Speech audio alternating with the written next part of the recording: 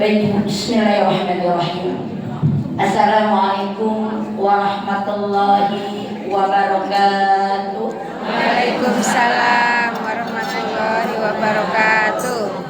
Innal hamdalillah nasta'inu wa nastaghfiruh wa na'udzu billahi min shururi anfusina wa min sayyiati a'malina. May yahdihillahu fala mudilla lahu wa may yudlil fala hadiyalah. Asyhadu an la ilaha illallah wahdahu la syarikalah wa asyhadu anna Muhammadan abduhu wa rasuluhu la nabiyya ba'dah. Alhamdulillah, puja dan puji syukur hanya untuk Allah yang dengan bekalan nikmatnya siang hari ini kita bisa bermuajahah dalam majelis thalabul ilmi di tempat yang insyaallah penuh kemuliaan dan keberkahan dari Allah Ta'ala. Kita berdoa dan berharap kepada Allah Azza wa Jalla, semoga apapun yang kita lakukan terhitung sebagai ibadah di hadapan Allah Subhanahu wa Ta'ala. Salawat dan salam semoga selalu tercurah kepada qudwah hasanah kita Rasulullah sallallahu alaihi wasallam, keluarga beliau yang mulia, sahabat-sahabat beliau yang setia, dan orang-orang yang selalu istiqomah dengan ajaran beliau hingga akhir zaman. Insya Allah kita pun bagian di dalamnya. Amin ya rabbal alamin. Perlu kenalan dulu apa enggak, Bu? Perlu, Bu? Gak usah pakai gelar-gelaran, Ibu ya. Kan di hadapan Allah gak ada gunanya, Bu. Iya, nama saya Emi Khairun Nisa. Biasa dipanggil dengan Ummu Hanif. Rasanya saya pernah ke masjid ini jauh sebelum Covid. Saya baca Ibu penasehat tadi. Kayaknya saya pernah. Ya Allah, alhamdulillah masih punya umur ketemu lagi ya. Jadi nama saya Emi Khairun Nisa, biasa dipanggil dengan Ummu Hanif. Status sudah menikah. Alhamdulillah dengan yang ada 4 orang anak. Anak saya yang pertama berusia 28 tahun, sudah selesai strata 1, sekarang lagi pendidikan strata 2. Ia bekerja di PT Master Steel. Lalu yang kedua itu umur 24 tahun, sudah selesai strata 1, programmer di Bank BCA. Lalu yang ketiga itu kelas 12 SMA di Grand Wisata. Yang keempat kelas 11 SMA di Grand Wisata. Aktivitas keseharian saya sebagai pengajar seksi rohani Islam di PT Toyota Astra Motor, di PT Denso, di PT Taci, di SMA 1 Babelan, di kantor pajak cabang pembantu Cakung, lalu membina 32 majelis taklim, mengepalai 2 buah TPA, selebihnya ibu rumah tangga seperti biasa, sama kayak ibu. Rumah saya di perumahan Bumiagara Geraha Harapan. Ibu tahu nggak? Nah, situ dah tuh. Ya. Nah, tadi tuh udah berangkat itu jam 1 kurang 15. Mampet banget tuh. Ya biasa tuh. Ya, jadi apa di Puri Utama terus tuh, nah ya dari Adika tuh. Nah, di situ. Jadi rumah saya di perumahan Bumiagara Geraha Harapan, ya, Bekasi Timur, ya. Itu aja perkenalan kita. Mudah-mudahan bila jumpa di jalan kita bisa say hello, ya Bu. Baik Ibu, karena ini di videoin saya nggak buka cadar. Di video ya harus ya saya. Istilah saya. Baik Ibu, kita masuk pada pembahasan kita. Ya, alhamdulillah tinggal berhitung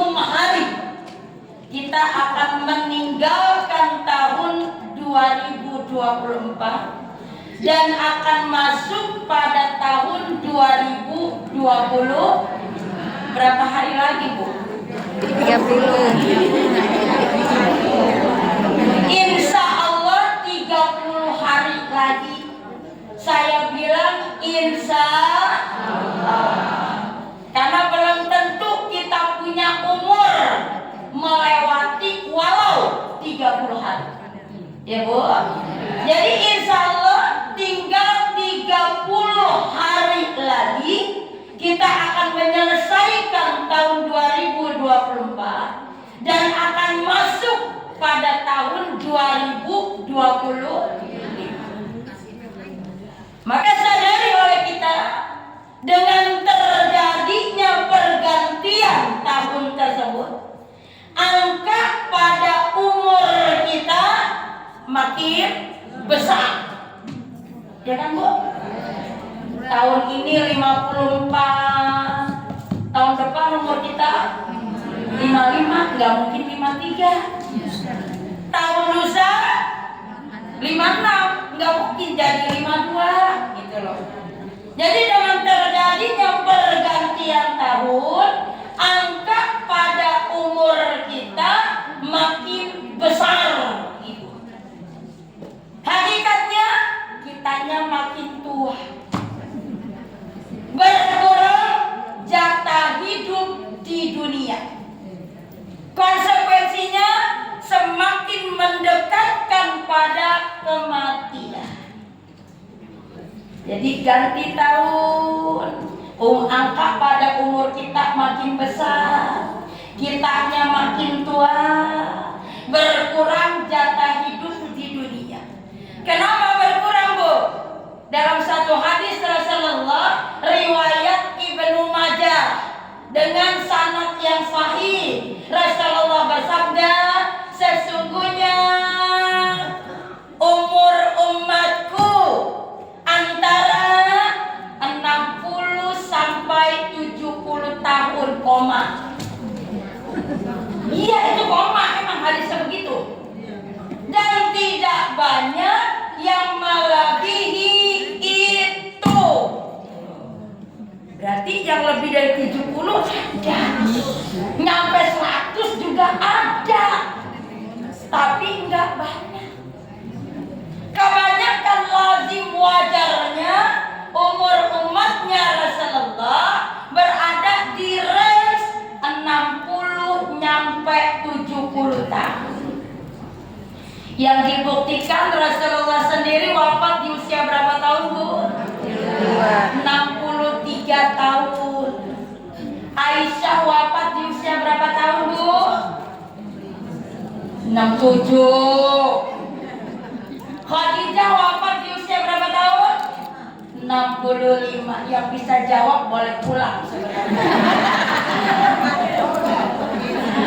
Nah, jadi apa, Rasulullah wafat di usia 63 tahun. Aisyah wafat di usia 67 tahun. Khadijah wafat di usia 65 tahun. 3 orang terkenal ini pun wafatnya di usia dalam range 60 nyampe 70 tahun. Maka sederhananya akal pikir kita sebagai manusia, anggaplah umur kita nyampe di 60 tahun. Anggap, Bu. Ya. Alhamdulillah, Ibu. Saya lihat memang wajahnya ya. Tuh kata Ibnu Qayyim Al-Jauzi kan, umur manusia itu terbagi dalam 3 fase.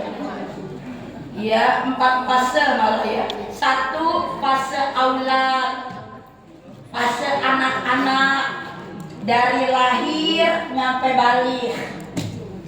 Yang kedua fase syabab, fase dewasa dari balik sampai 40.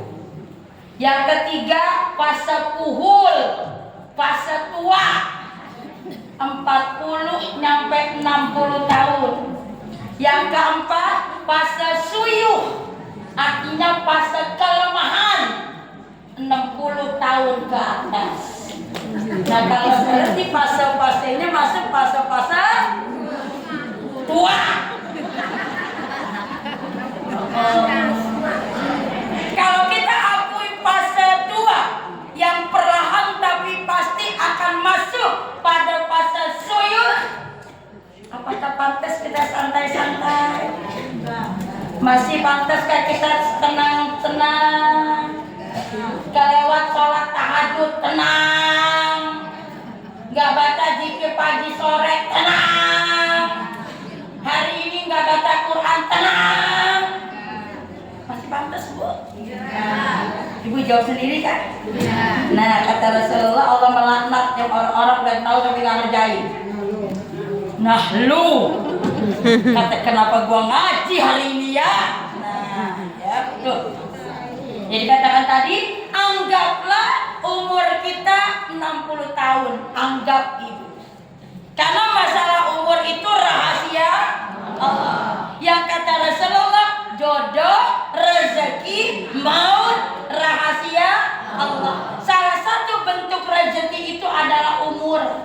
Gak ada satu manusia pun yang tahu sampai berapa tahun umurnya, gak ada yang tahu. Maka anggaplah nyampe di 60. Kalau tahun ini umur kita 54, 60 dikurang 54 berapa bu? 6. Artinya sisa 6 tahun waktu kita hidup di dunia. Tahun depan umur kita 55, makin gede tuh umurnya kan? 60 dikurang 55 5. Berarti apa? Berkurang lagi sisa 5 tahun waktu kita mendampingi anak-anak di dunia. Jadi makin tahun makin besar angka pada umur kita, berkurang jatah hidup di dunia, konsekuensinya semakin dekat dengan kematian. Surat 21 ayat 1. Coba tolong dibuka tafsirnya, baca Qur'annya, jangan bilang bawa buku tafsir. Buka, kalau nggak ada aplikasi HP, baca artinya bu.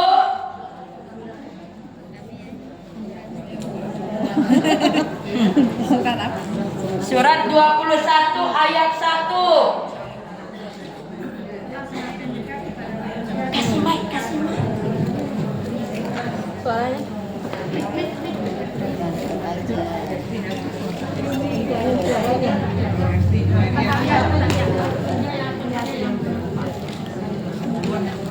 telah semakin dekat kepada manusia perhitungan amal mereka, sedangkan mereka dalam keadaan lalai dengan dunia, berpaling dari akhirat. Surat 21, surat apa itu? Surat Al-Anbiya ayat 1. Allah Ta'ala berfirman, telah semakin dekat kepada manusia perhitungan amal mereka. Ada kata telah. Telah itu bentuk lampau, artinya udah kelar, udah kita lewatin, udah selesai. Tuh, 2023 selesai, masuk 2024. Maka 2023 ini masuk kata telah. Ya bu, telah, jadi ganti tahun yang 23 telah selesai, memasukkan pada tahun 2024 mau selesai, nanti masuk 2025. Kata Allah, semakin mendekatkan manusia pada perhitungan amal mereka. Perhitungan amal itu terjadinya sebelum atau sesudah kematian. Sesudah kematian. Jadi kalau Allah Ta'ala mengatakan telah semakin dekat kepada manusia perhitungan amal mereka, artinya telah semakin dekat pada manusia kematian. Di mana kematian itu adalah sebuah kepastian dari Allah Ta'ala yang akan dirasakan oleh setiap makhluk yang bernyawa. Surat 3 ayat 185.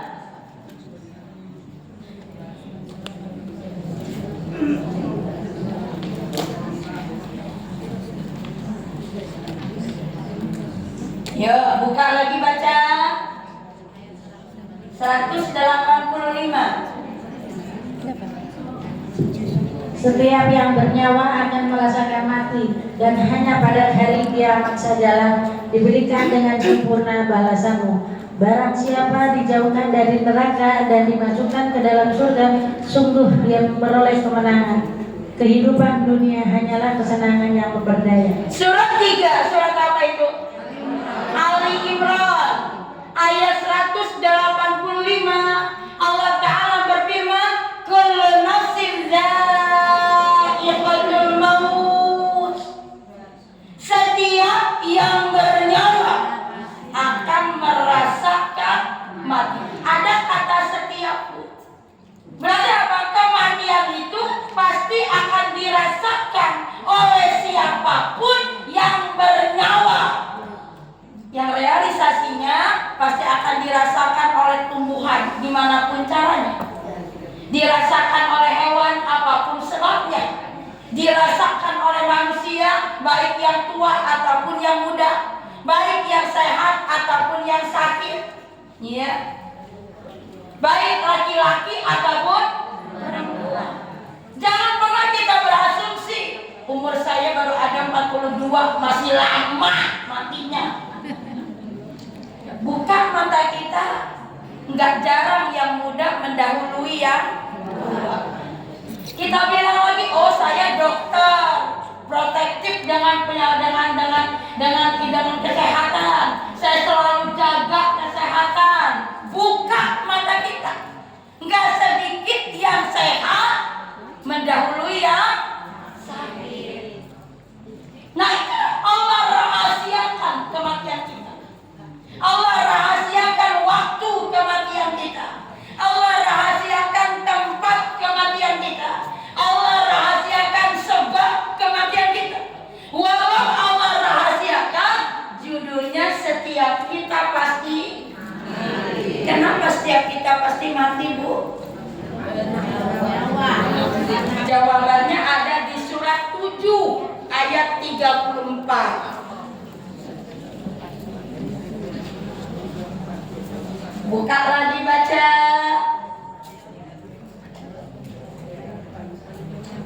Surat 7 ayat 34. Yuk. Setiap umat mempunyai ajal batas waktu. Apabila ajalnya tiba, Dan mereka tidak setiap dapat umat mempunyai ajal batas waktu. Apabila ajalnya tiba, mereka tidak dapat meminta penundaan atau percepatan sesaat pun. Surat 7, surat apa itu? Surat Al-A'raf ayat 34. Allah Ta'ala berfirman, dan setiap umat, berarti umatnya siapapun, Bu.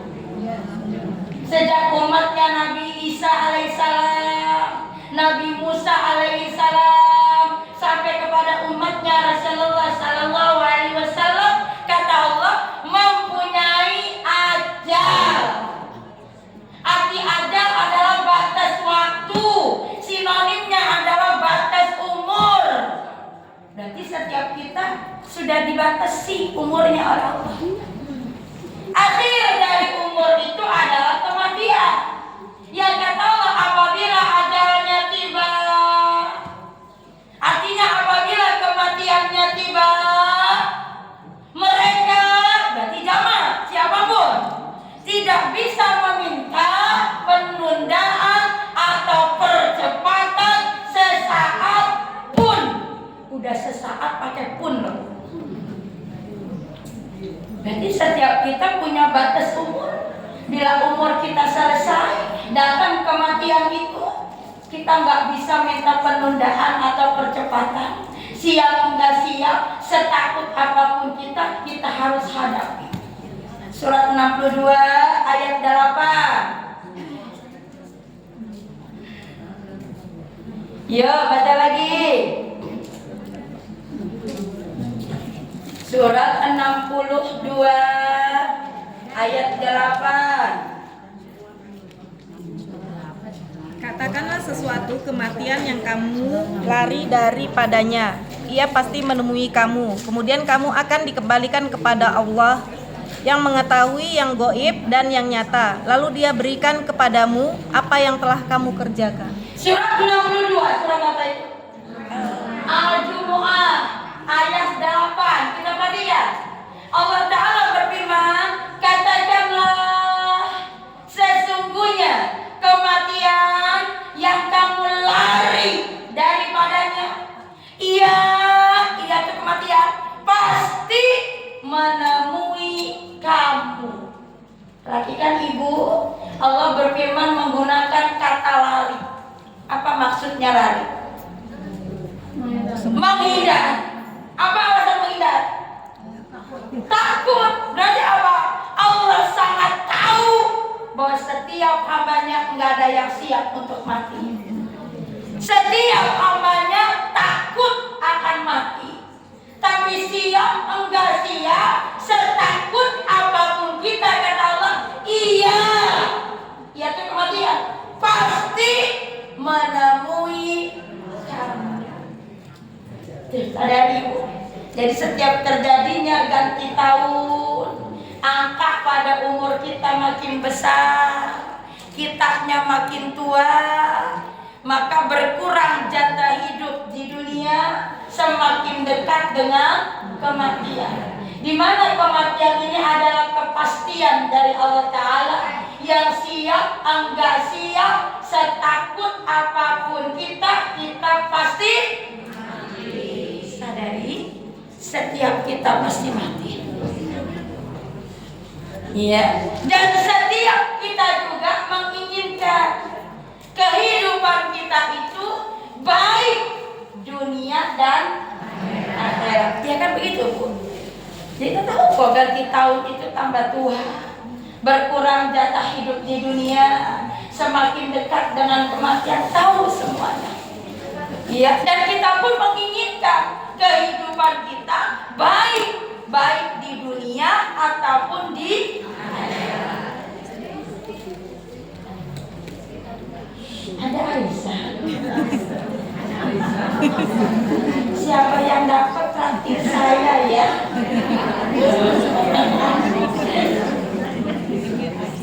Nah, jadi apa? Setiap kita pingin hidup kita baik di dunia dan akhirat.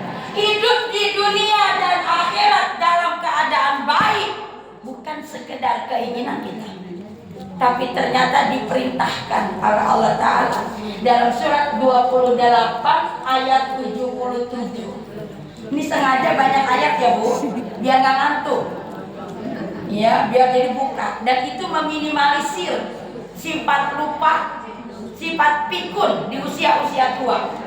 Makanya baiknya ketika ngaji itu Bu, jangan baca bareng-bareng sebenarnya pada tua-tua begini, tapi apa sambung ayat. Ya, Al-Falaq ayat 3, ayat 1 gitu Bu. Itu untuk meminimalisir sifat lupa dan pikun di usia tua, dua penyakit yang menghinakan di masa tua. Iya, kalau saya gituin tuh, akhirnya pada muntaber, mundur teratur. Ya, surat 28 ayat 77. Dan carilah pahala negeri akhirat dengan apa yang telah dianugerahkan Allah kepadamu. Tetapi janganlah kamu lupakan bagimu di dunia, dan berbuat baiklah kepada orang lain sebagaimana Allah telah berbuat baik kepadamu. Dan janganlah kamu berbuat kerusakan di bumi. Sungguh Allah tidak menyukai orang-orang yang kerusakan. Nah, surat 28, surat apa itu? Al-Qasas ayat 77. Allah Ta'ala berfirman, dan carilah pahala negeri akhirat dengan apa yang telah dianugerahkan Allah kepadamu.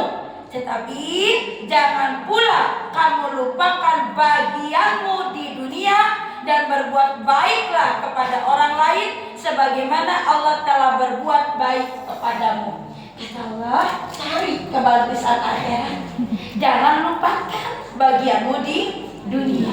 Dari ayat ini berarti Allah memerintahkan kita untuk berikhtiar, untuk berusaha maksimal agar bisa mendapatkan kehidupan yang baik di dunia dan akhirat. Kalau Allah perintahkan kita untuk mendapatkan kehidupan yang baik, baik dunia dan akhirat, pertanyaan kita apa jadinya? Yes, itu kesimpulan. Pertanyaannya apa, Bu? Bagaimana caranya? Kapan begitu? Coba minum dulu biar fokus. Takutnya kurang aqua. Bukan aku Tirta. Oh, Tirta. Yes, afiliasi. Nah, jadi bagaimana caranya? Setiap kita pasti mati. Setiap kita ingin kehidupan kita baik, dunia dan akhirat. Itu gak hanya keinginan kita, tetapi Allah perintahkan untuk berupaya agar kehidupan kita baik, dunia dan akhirat. Pertanyaannya, bagaimana caranya? Yes, begitu. Jangan nyender. Kenapa saya larang jangan nyender? Kata Rasulullah, apabila kalian melintasi taman-taman surga di dunia, maka bergabunglah. Lah, berarti perintah. Kata sahabat, ya Rasulullah, apa sih taman-taman surga di dunia itu? Rasul menjawab, majelis-majelis ilmu, majelis-majelis zikir. Itu taman surga. Kenapa disebut taman surga? Di hadis Rasul, kata Rasulullah, tidaklah satu kaum, berarti banyak orang, berkumpul dalam majelis yang di dalamnya mereka membaca dan mengkaji ayat Allah, kecuali mereka akan dinaungi oleh malaikat rahmat dan nama mereka akan disebut-sebut, dibangga-banggakan Allah di hadapan malaikat. Ini kita lagi disebut-sebut sama Allah. Maka kata Rasulullah, apabila kalian berada dalam majelis-majelis ilmu itu, majelis-majelis zikir itu, maka janganlah bersandar dan jangan di pojok-pojok ruangan. Karena itu tempatnya setan. Nah, jangan sampai doang. Begitu hadisnya.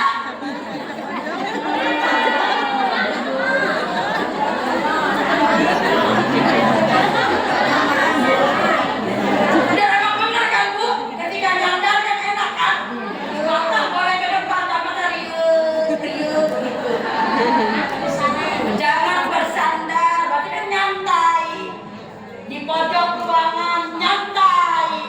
Oleh ulama ditafsirkan termasuk nggak boleh ngeganyam. Iya, bukan nyantai santai.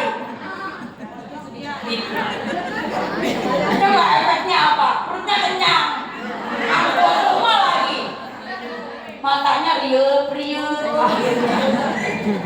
Tuh, ya. Jadi jangan nyender, jangan di pojok-pojok ruangan. Di situ tempatnya setan.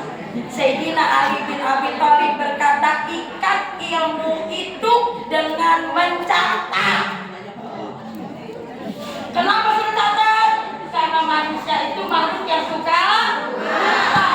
Dicatat aja lupa, gimana kan dicatat?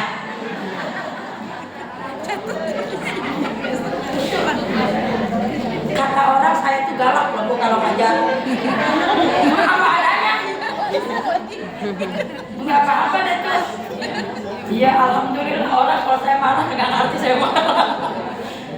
Tuh. Makanya saya tuh kalau ini baru perdana lagi saya di sini nggak berani ngomong. Entah nih kalau kedua, ketiga saya diundang lagi, masukin makanan. Gitu. Boleh ada makanan. Makanan. Minum boleh. Maka gak boleh. Kan berlaku adil lah kata Allah, yang dulu wa aqrabu littaqwa. Berlaku adil lah karena adil itu lebih dekat pada takwa. Jadi kalau ibu ngeganyem, saya harus ngeganyem. Kapan adil? Kalau saya ngomong berarti ibu diam. Masa saya ngomong ibu ngeganyem aja. Gak adil kan ibu? Cus. Balik.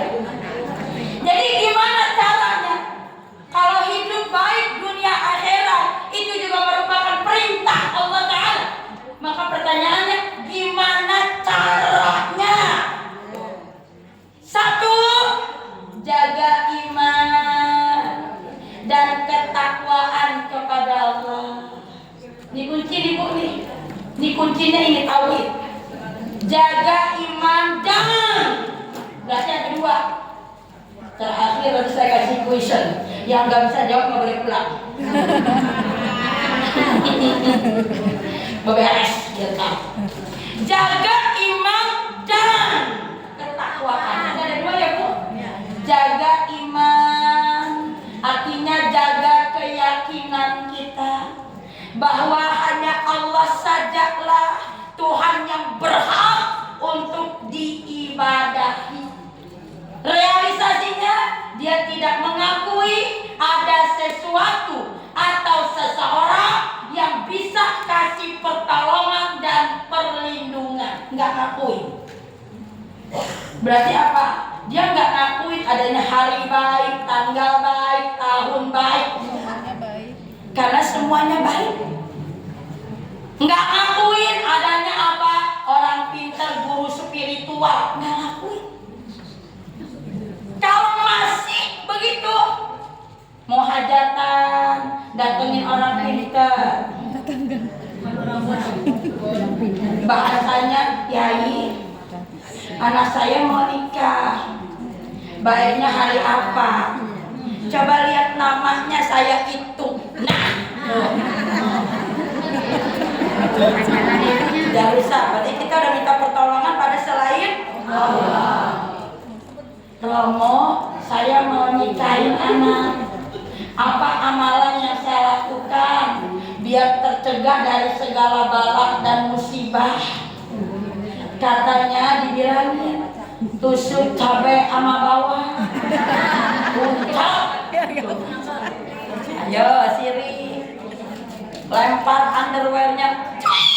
Nah, hamil, anak mantu masih hamil, gantungin di sini bonglek bawang putih, peniti, kunci, apa tuh gunting, sapu lidi. Nah,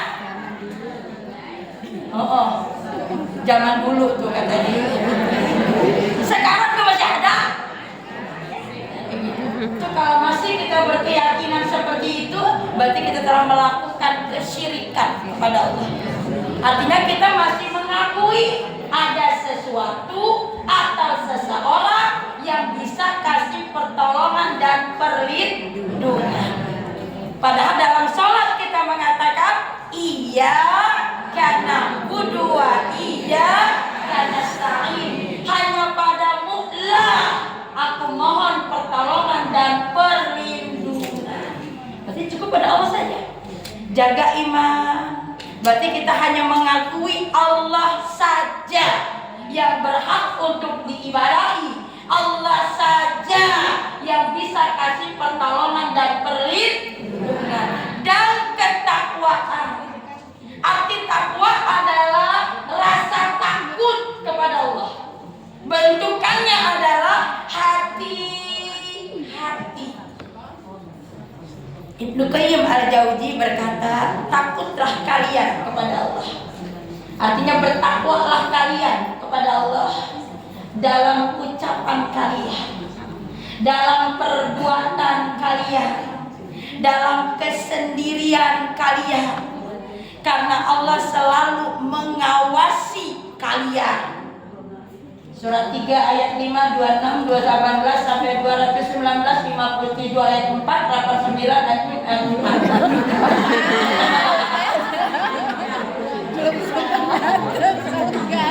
Surat 3 ayat 5. Baik saya mah.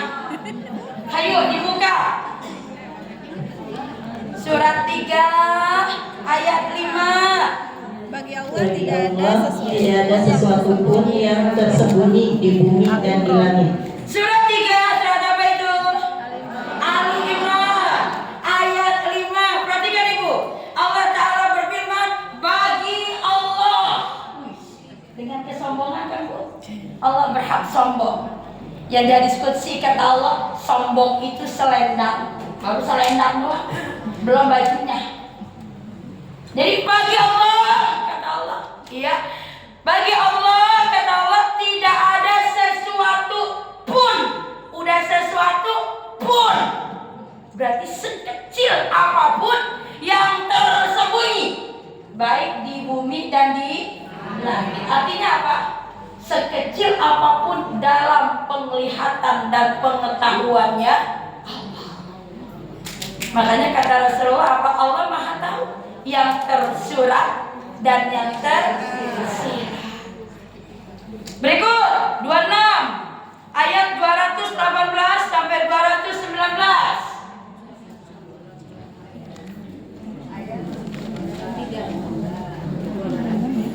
Surat 26 ayat 218 sampai 219.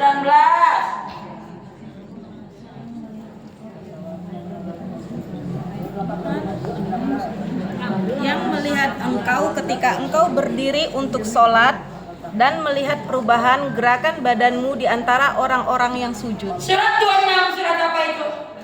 Asy-Syu'ara ayat 218. Allah Ta'ala berfirman, yang melihat engkau ketika engkau berdiri untuk sholat, Allah udah tahu. Pas dengar azan, ibu berdiri nih mau wudu, Allah udah tahu ente mau sholat. Apa lagi? Ya, dan Allah Maha melihat perubahan gerakan badanmu di antara orang-orang yang sujud.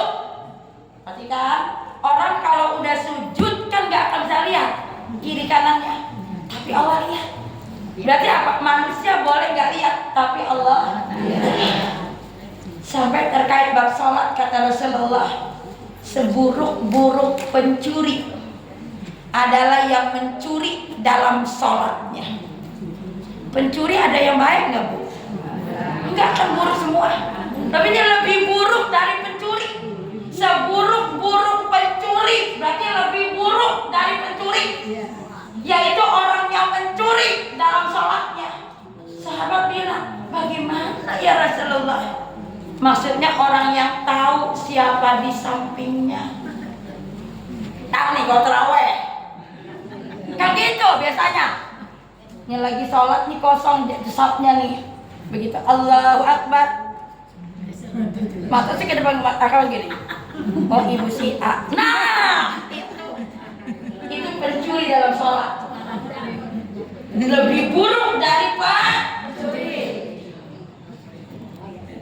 Terkait bab sholat ibu, ntar ibu pulang nih, ibu tinggalin tuh kotak-kotak kosong tuh, ya tirual-tirual yang kosong itu masuk kategori dosa-dosa kecil, mengotori rumah Allah. Ayo lo bawa pulang lo. Kapan begitu biasanya bu ya? Tinggalin botol minumnya, gelas minumnya, permennya, tinggalin di situ. Itu dosa kecil. Nah dosa itu walaupun kecil-kecil kalau sering kali begitu ibu apa aja besarnya. Yang kecil tanggung jawabnya berat. Kok berat? Ingat ibu ketika Rasulullah Mi'raj ya ke langit ke-7 ditemani siapa bu? Siapa? Malaikat Jibril. Ketika Rasul diajak melintasi surga, Rasul bahagia banget. Karena perempuan ada yang masuk surga. Bahasanya ada. Berarti apa? Enggak banyak. Ketika Rasul diajak melintasi neraka, Rasul nangis. Karena Rasul melihat yang datang masuk ke neraka perempuan, yang menyesaki perempuan. Sampai kata Rasulullah Jibril, kenapa perempuan paling banyak masuk neraka? Jibril menjawab, perempuan itu paling banyak masuk neraka hanya karena salah satu dari dua sebab. Satu, tidak bisa menjaga lisannya. Dua, kurang bersyukur pada kebaikan suaminya.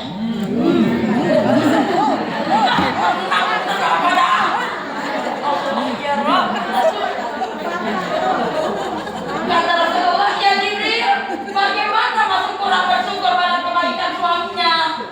Kata Jibril, apabila suaminya ngikutin apa maunya, dia katakan suamiku baik banget. Tapi satu kali ada suaminya nggak mau ngikutin kemauannya, suamiku tuh nggak ada baik-baiknya. Itu kan sering banget kita. Termasuk apa? Awal bulan ayah udah bilang, Bu, ini gaji ayah bulan ini, tolong dikelola dengan baik untuk kita semua. Otak ibu udah berpikir kan, Bu, ini Desember bayaran sekolah, nggak lama lagi Ramadan, nggak lama lagi Lebaran, edisinya di sini pulang kampung bagi-bagi angpau. Ibu yang mikir, begitu buka segini doang ya, dapatnya ini kurang, tapi diambil juga. Ada yang begitu, ini kurang ya, kurang, tapi diambil juga. Ini masuk juga kurang bersyukur pada kebaikan suami. Yang terbaik istri solehah itu ridho, Bu, pada apa yang telah diberikan suaminya. Setelah suaminya pergi gelap pulang gelap, berarti udah ikhtiar maksimal, ridho dan bersyukur dengan satu keyakinan, inilah rezeki terbaik yang Allah titipkan lewat tangan suamiku. Harusnya begitu. Istri solehah tuh, suaminya berangkat dia sholat duha, ya Allah, bukakanlah pintu rezeki untuk suamiku. Bila rezeki itu di langit turunkanlah ya Allah, bila rezeki itu di bumi keluarkanlah ya Allah, bila sulit mudahkanlah ya Allah, bila jauh dekatkanlah ya Allah. Harusnya begitu. Jadi suami berangkat kerja dia sholat duha, bukan dia pegang sekral, like kanan, tekot.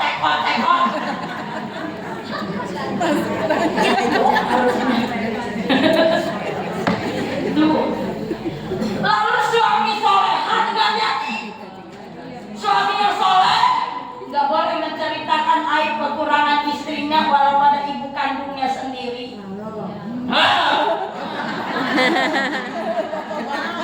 Lama-lama aku kesal sama ibu sama istriku, nggak boleh gitu. Karena bagaimanapun istrimu, dia adalah rezeki terbaik dari Allah. Kalau bukan terbaik, nggak akan nyampe dalam ikatan pernikahan. Termasuk diri suami yang soleh adalah membahagiakan istrinya.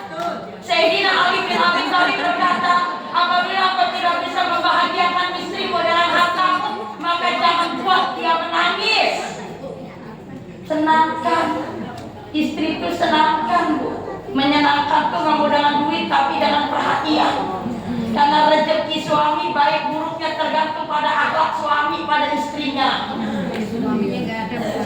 Iya, doain. Iya, doain berkumpul lagi di surga Allah Ta'ala nanti.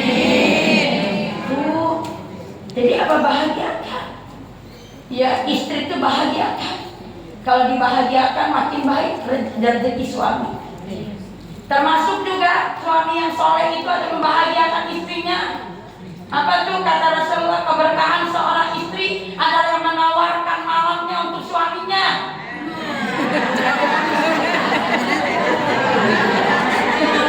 Emang, cuma nambahin aja. Ya, keberkahan seorang gadis adalah yang mudahnya mahal untuk calon suaminya. Keberkahan seorang istri yang menawarkan malamnya untuk suaminya. Itu karena suami gak ada kata menopause, maka syariat membolehkan nikahi perempuan 1, 2, 3, 4. Karena gak ada kata menopause. Daripada zina dibolehkan. Asik.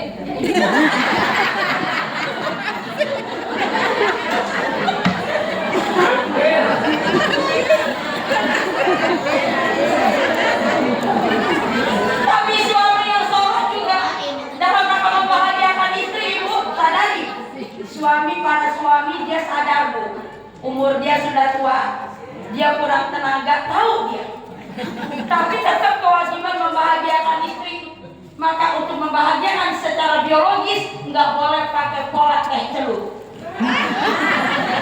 Paham, Bu? Nggak perlu dibahas.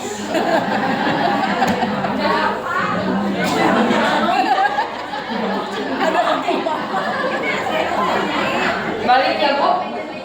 Jadi apa kata tadi? Untuk mendapatkan kehidupan dunia yang baik, dunia dan jaga iman. Artinya jaga keyakinan kita bahwa hanya Allah saja yang berhak disembah, Allah saja yang berhak diibadahi, Allah saja yang bisa memberikan pertolongan dan perlindungan. Jadi nggak ada pengakuan-pengakuan, ada sesuatu atau seseorang yang bisa kasih pertolongan. Cukup Allah saja. Dan ketakwaan, artinya rasa takut kepada Allah. Realisasinya hati-hati. Karena Allah selalu mengawasi kita. Manusia boleh nggak lihat kita, tapi Allah lihat kita. Bahkan kata Rasulullah, Allah selalu bersama hambanya, baik saat hamba ini bersama orang banyak ataupun sendirian, baik hamba ini terang benderang ataupun gelap gulita, terang-terangan ataupun sembunyi-sembunyi, Allah lihat itu. Pada hati-hati dalam berbicara, hati-hati dalam berbuat, hati-hati dalam sendirian, karena Allah lihat.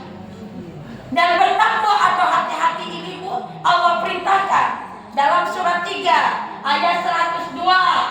Allah Ta'ala berfirman, ya ayyuhalladzina amanu, wahai orang-orang yang beriman, ittaqullah, bertakwalah kepada Allah.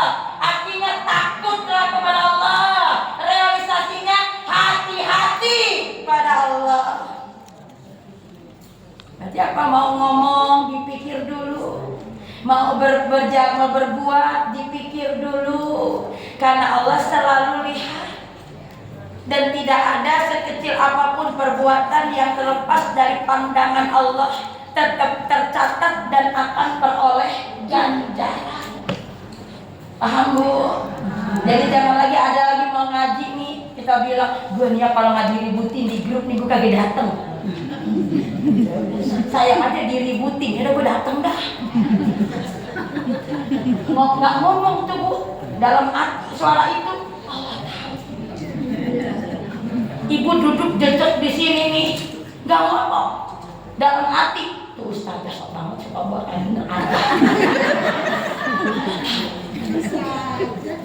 dalam hati juga. Itu grup masjid mana sih pakai baju hedok, gulungannya kuning, kok kaki hitam Jadi hati-hati, karena Allah selalu lihat. Dan apa yang kita lakukan, baik itu tersirat di hati, tercatat, dan Allah akan peroleh. 2, ini kita bermain dengan durasi soalnya Bu. Padahal saya mah demennya sejam setengah tuh kalau ngomong tuh. Iya. 2, nih Bu. 2 ya Bu, untuk mendapatkan kehidupan dunia wal akhirah yang baik. Yang kedua adalah ya, sungguh-sungguh memperbaiki diri. Memperbaiki diri dari yang tidak tahu jadi tahu, dari yang kurang taat jadi lebih taat, dari yang kurang paham jadi lebih paham, dari yang nggak mengerjakan jadi mengerjakan.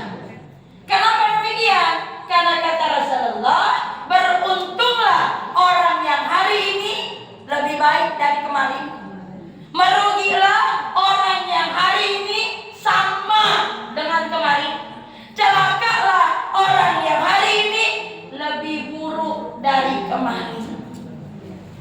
Sejujurnya siapapun kita, gimana pun iman dan amaliyah kita, pasti pengennya jadi orang yang beruntung. Syaratnya apa?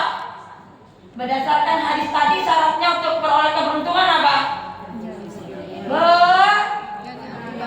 Hari ini lebih baik dari kemarin, besok harus lebih baik dari hari ini. Apa yang lebih baik Bu? Ibadahnya. Amal soleh. Kenapa amal soleh Bu?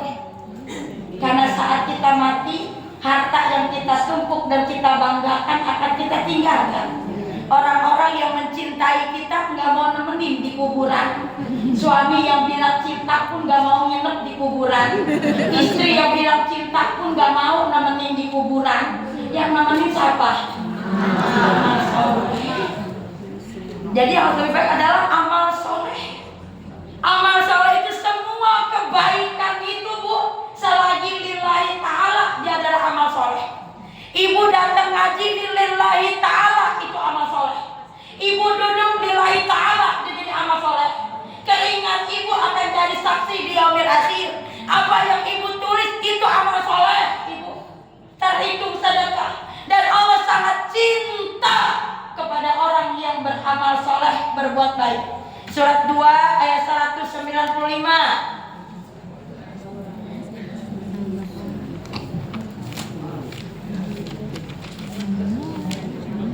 Yuk.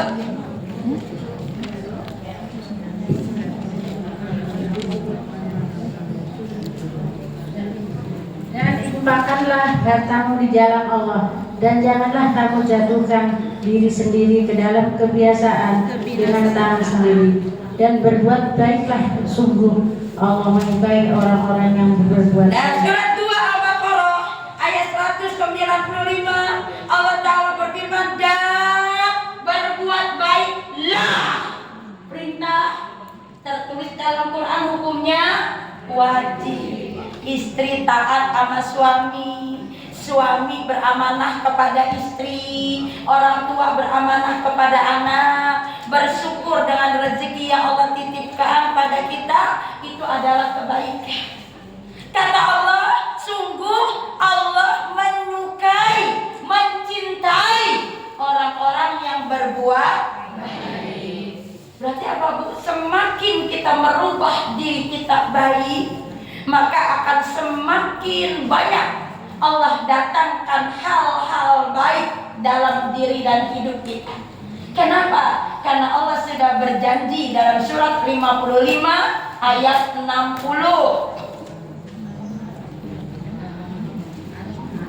Ya, surat 55 ayat 60.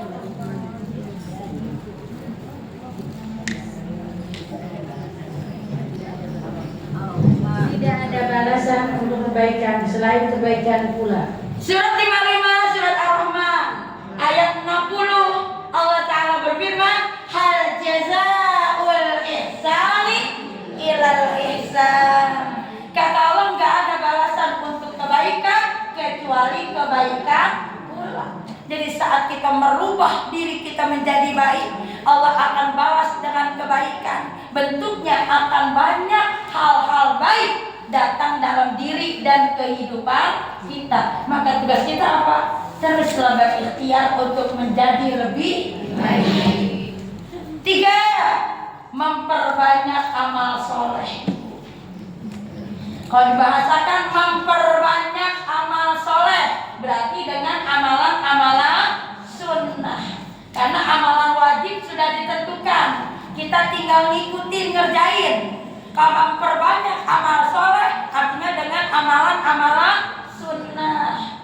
Sholat sunnah apa aja Bu? Sholat duha, rawatib, tahajud.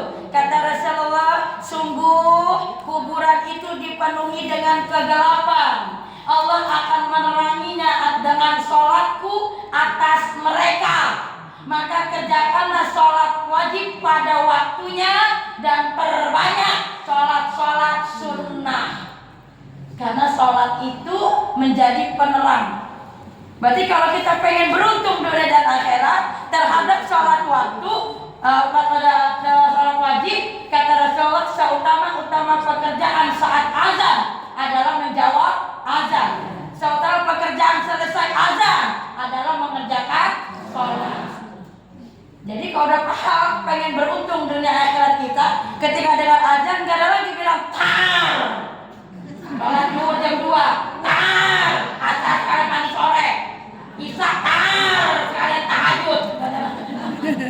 Pede banget dia punya umur begitu kamu. Kerjakan pada waktunya. Ya, Rasul aja mengatakan amalan yang dicintai oleh Allah Ta'ala adalah sholat pada waktunya. Ya, nggak ada tar itu nggak ada. Ya, karena kita nggak pernah tahu akankah kita punya umur apa enggak untuk detik berikutnya. Ya Bu, hati-hati, udah tahu sekarang ya. Jangan diabaikan. Dicatat CBSA doang, catat buku sampai habis, tapi nggak dikerjain. Ya, jadi memperbanyak amal soleh. Dalam hadis Imam Bukhari wa Muslim dari Aisyah radhiyallahu an, Rasulullah bersabda, wahai sekalian manusia, lakukanlah amalan dengan kemampuan kalian, dengan kemampuan. Berarti apa? Memaksa. Ya, bukan sesuai kemampuan, dengan kemampuan. Berarti apa? Semaksimal mungkin. Berarti ada indikasi memaksa. Dan ibadah memang sifatnya memaksa. Kalau nggak dipaksa,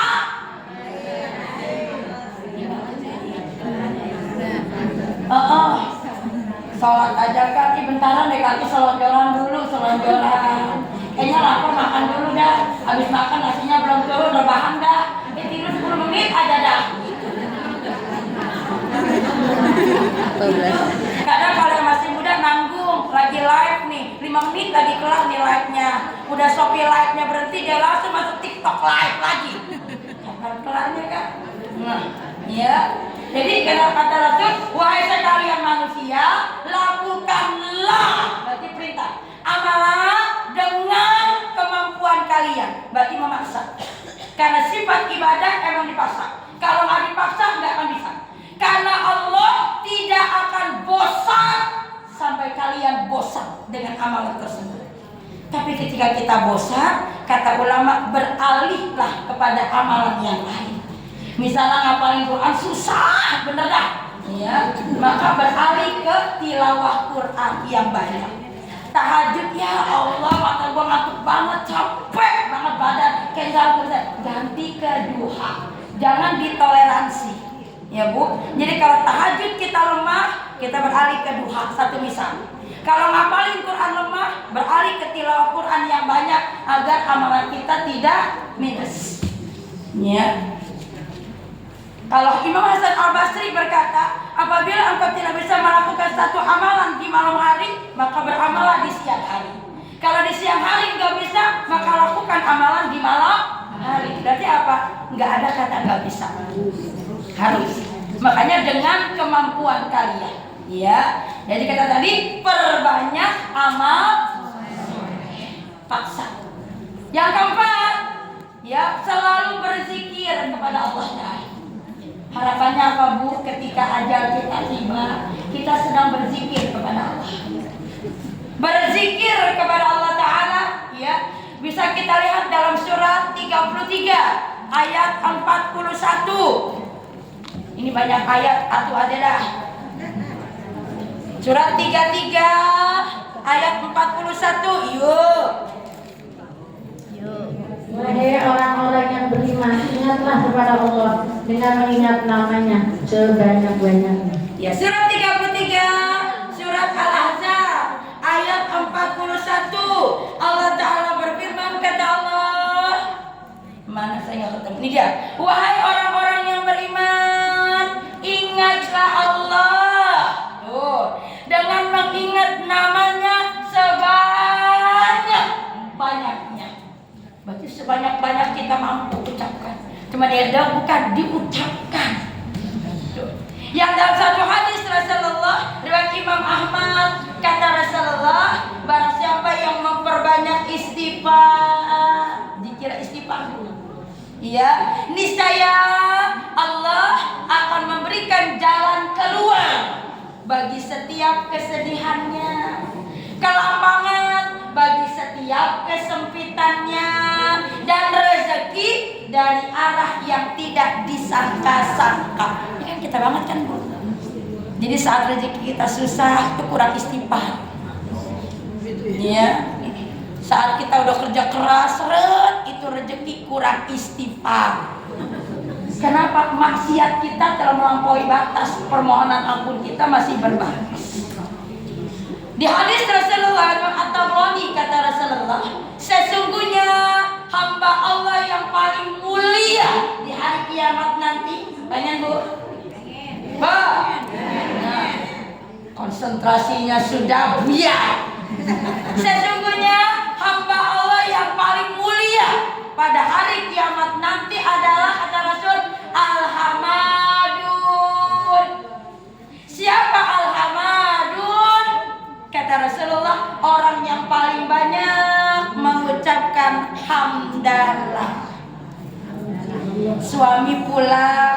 berapapun bawa rezekinya, alhamdulillah. Suami pulang nggak bawa rezeki juga, alhamdulillah. Bisa. Oh, kadang-kadang begini kan, ayah bawa duit nggak ya? Nggak ada, berarti nggak pernah bawa rezeki. Karena ibu identikan rezeki teh duit. Jadi ayah pulang nggak bawa duit, nggak bawa rezeki. Padahal ayah pulang dengan selamat itu sudah rezeki. Kata Rasulullah, Bu, bila engkau bangun dengan sehat, lalu lingkunganmu aman, dan ada yang kau makan hari ini, engkau adalah orang kaya.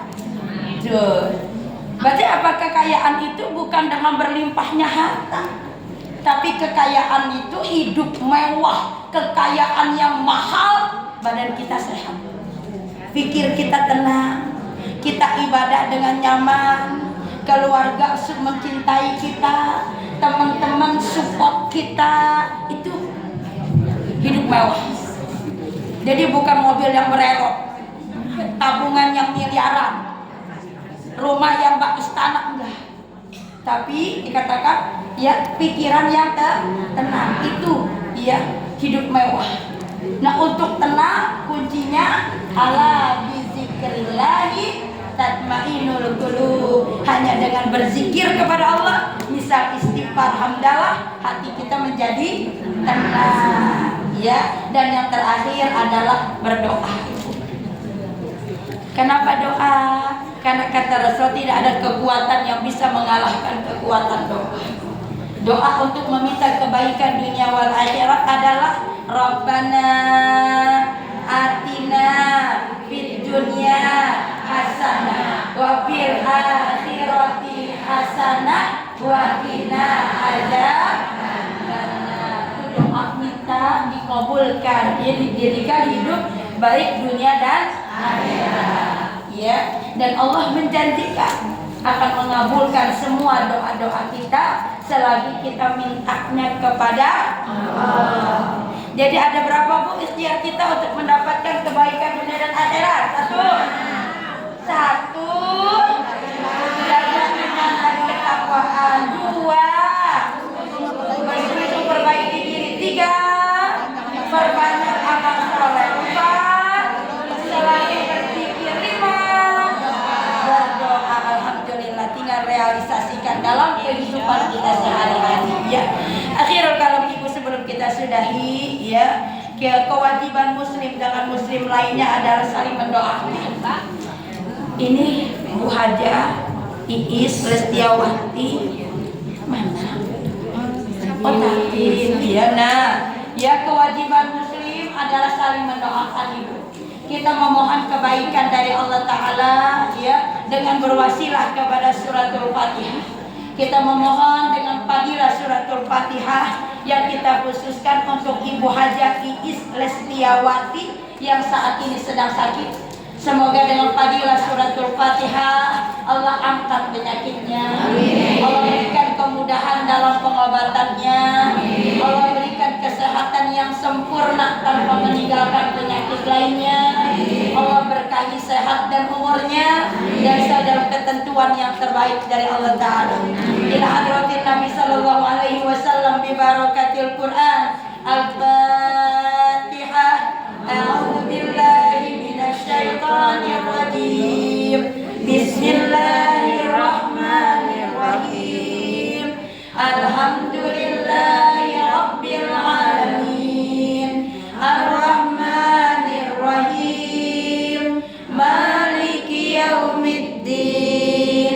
Iyyaka na'budu wa iyyaka nasta'in. Ihdinas siratal mustaqim. Siratal ladzina an'amta 'alaihim ghairil maghdubi 'alaihim waladdallin. Amin. Amin ya rabbal alamin. Lebih kurangnya saya mohon maaf. Barakallahu fikum, hadanallahu wa iyyakum. Doa.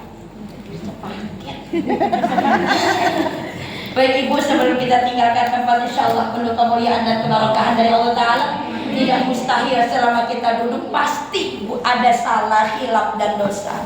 Dengan kerendahan hati kita tundukkan kepala dan hati kita beristighfar mohon ampun kepada Allah Ta'ala.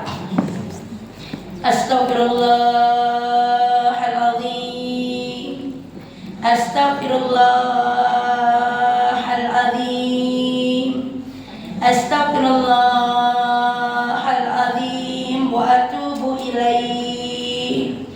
A'udzubillahi minasyaitonirrajim. Bismillahirrahmanirrahim. Qulillahumma malikal mulki tu'til mulka man tasha' wa tanzi'ul mulka mimman tasha' wa tu'izzu man tasha' wa tudhillu man tasha' biyadikal khair innaka ala kulli syai'in qadir. Tulijul layla fin nahari wa tulijul nahara fil layl wa tukhrijul hayya minal mayyit wa tukhrijul mayyita minal hayy wa tarzuqu man tasha'u bighairi hisab. Rabbi firli, Rabbi firli, Rabbi firli wa liwalidayna warhamhuma kama rabbayana shighara. Rabbi habli minas sholihin, Rabbi habli minas sholihin, Rabbi habli minas sholihin. Rabbana atina min ladunka rahmah wa hayyi' lana min amrina rasyada. Allahumma inni as'aluka al-huda wat-tuqa wal-afaf wal-ghina. Allahumma inni as'aluka husnul khatimah. Allahumma razuqni taubatan nasuha qabla al-maut. Allahumma ya muqallibal qulub tsabbit qalbi ala dinik. Allahumma taqabbal siyamana. Allahumma taqabbal ruku'ana wa sujudana ya rabbal alamin. Allahumma innaka afuwun tuhibbul afwa fa'fu anni, fa'fu anni ya rahim, fa'fu anni ya karim, fa'fu anni ya arhamar rahimin. Allahumma salimni ila Ramadan wa salim li Ramadan wa tasallamhu minni mutaqabbala. Rabbana atina fid dunya hasanah wa fil akhirati hasanah wa qina adzabannar, wa qina adzabannar, wa qina adzabannar. Subhana rabbika rabbil izzati amma yasifun wa salamun alal mursalin walhamdulillahi rabbil alamin. Barakallahu fikum wa hadanallahu wa iyyakum ajma'in. Assalamualaikum warahmatullahi wabarakatuh. Waalaikumsalam warahmatullahi wabarakatuh. Alhamdulillah, Alhamdulillah. Terima kasih kepada Ibu Ustazah kita yang telah sama-sama kita dengarkan tausiah yang telah sampaikan oleh guru kita Ibu Emi Farhanisa, dan sekaligus ditutup dengan doa. Semoga apa yang beliau sampaikan menjadi ilmu yang bermanfaat dan dapat diamalkan oleh kita semua. Amin. Amin. Bapak dan Ibu jamaah yang dirahmati Allah, sampailah kita di penghujung acara pengajian Indonesia untuk bulan Januari yang ketepatan yaitu Masjid At-Taubah. Semoga langkah kita nama kita semua dan mengabulkan semua doa kita semua. Akhir kata, saya selaku pembawa acara, apabila terdapat kekurangan serta tutur kata yang kurang berkenan di hati Bapak Ibu, mohon dibukakan pintu maaf yang seluas-luasnya. Marilah sama-sama kita menutup pengajian Farhanisa ini dengan membaca hamdalah. Alhamdulillah.